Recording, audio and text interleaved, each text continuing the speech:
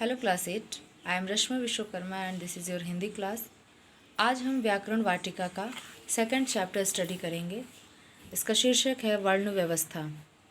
वर्ण व्यवस्था चैप्टर में सबसे पहले आपको वर्ण को जानना है कि वर्ण क्या है।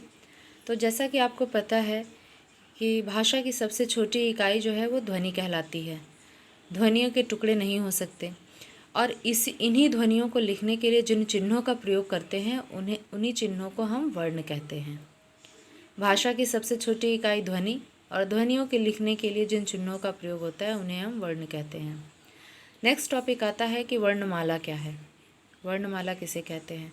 हमने वर्ण जान लिया, तो वर्णों या ध्वनि चिन्हों के समूह को वर्णमाला कहते हैं। समूह तो ठीक, लेकिन यह समूह जो है वो क्रमबद्ध और व्यवस्थित होना चाहिए, तभी वो वर्णमाला होगा।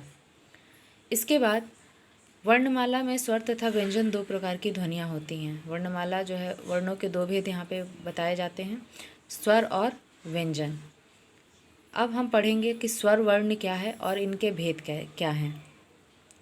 तो स्वर वर्ण जो ध्वनियाँ बिना किसी सहायता के उच्चरित हो सकती हैं और जिनके उच्चारण में हवा निकलने में कोई बाधा नहीं होती, वे स्वर कहलाते हैं। आपको बता दें कि जब हम स्वर वर्णों का उच्चारण करते हैं तो मुख से जो वायु निकलती है वो मुख के किसी हिस्से को स्पर्श नहीं करती, बल्कि वह सीधे मुख से बाहर निकल जाती है। साथ ही साथ स्वर वर्णों के उच्चारण के लिए किन्हीं और वर्णों की आवश्यकता नहीं पड़ती है। जैसे हम अ का ही उच्चारण कर रहे हैं तो अ के उच्चारण में हम सिर्फ अ का ही उच्चारण करेंगे, मुख से निकलने वाली वायु सीधे निकल जाएगी और इस अ के उच्चारण के लिए हमको किसी अन्य स्वर या व्यंजन की आवश्यकता नहीं पड़ेगी।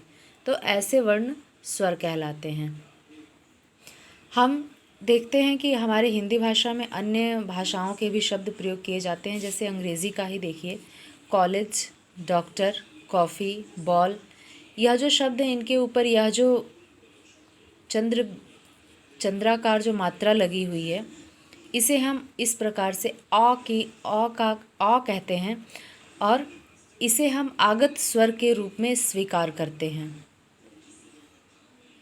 यह आ और अ के बीच की ध्वनि होती है। इस ध्वनि का उच्चारण आप कॉलेज, डॉक्टर, कॉफ़ी या बॉल इनका उच्चारण करके समझ सकते हैं। इसके अलावा अंग और अह यह भी स्वर में आते हैं। इनको अनुस्वार और विसर्ग कहा जाता है। यह सभी स्वर वर्ण लिखे हुए हैं अ के साथ। अ, आ, ई, उ, री, ए, ओ, और आ। इसके अलावा जो अंग और अह हमने पढ़ा है उन्हें हम अयोग वाह कहते हैं और ये अयोग वाह में अंग और अह दोनों आते हैं। फिर है स्वरों का वर्गीकरण। स्वरों का वर्गीकरण दो आधार पर किया जाता है, एक तो मात्रा के आधार पर और दूसरा उच्चारण के आधार पर। तो मात्रा के आधार पर इसका वर्गीकरण छोटे स्वर और बड़े स्वर के रूप में किया जाता है। इन्हें हम ह्रस्व और दीर्घ कहते हैं। मात्रा के आधार पर स्वरों के दो वर्ग हैं, ह्रस्व और दीर्घ। ह्रस्व स्वर, इनके उच्चारण में कम समय लगता है, जो हैं चार, अ, छोटी ई, छोटा ऊ और री। यह चार स्वर जो हैं यह ह्रस्व स्वर कहलाते हैं। इनके अलावा जो बाकी बचते हैं वह दीर्घ स्वर कहलाते हैं। और इनकी विशेषता क्या होती है कि इन स्वरों के उच्चारण में जितना समय लगता है उसके दुगना समय इन स्वरों के उच्चारण में लगता है।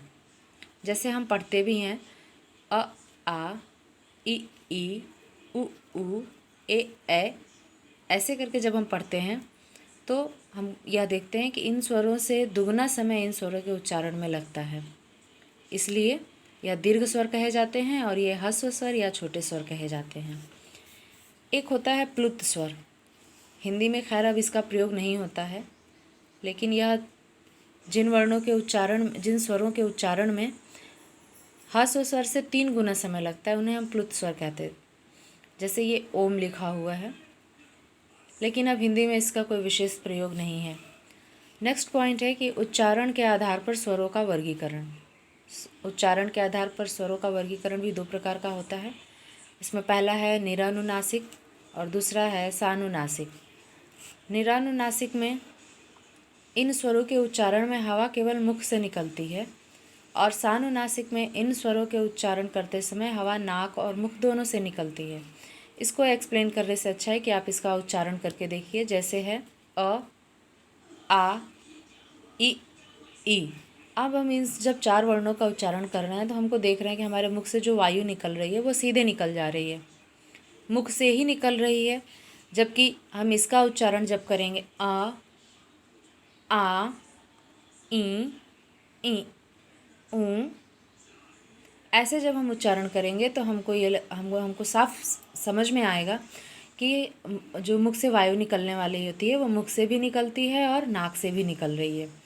तो निरनुनासिक मीन्स जो नाक से जहाँ वायु न निकले वो निरनुनासिक होगा, और सानुनासिक मीन्स जब साथ ही साथ नाक से भी वायु निकले तो वो हो जाएगा सानुनासिक। इसके बाद है जैसे चांद का प्रयोग। चांद में आ का यही सानुनासिक प्रकार है चांद। इसमें ये अ वाला रूप, ये क्या बोलते हैं, अ वाला सानुनासिक रूप नहीं है, चांद। ऐसे ही अन्य वर्णों का उच्चारण आप समझ सकते हैं। ये बच्चों मैंने इस वीडियो में आपको स्वर वर्णों को एक्सप्लेन किया है। नेक्स्ट वीडियो में मैं आपको व्यंजन वर्णों से संबंधित चीज़ें बताऊंगी। उम्मीद है आपको यह समझ में आया होगा। Thank you so much.